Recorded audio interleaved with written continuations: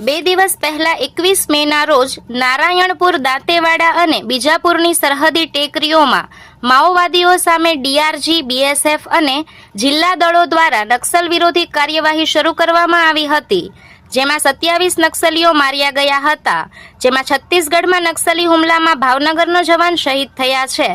દેવગાણા ગામના આર્મીમાં ફરજ બજાવતા જવાન શહીદ થયા હતા.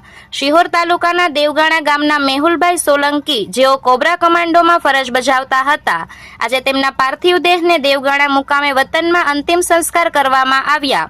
શહીદ જવાનના પાર્થિવ દેહને વતન લાવવામાં આવ્યો છે, જ્યાં ભાવનગરથી દેવગાણા રૂટ પર આર્મી જવાનના પાર્થિવ દેહને ઠેર ઠેર પુષ્પાંજલિ અર્પણ કરવામાં આવી હતી.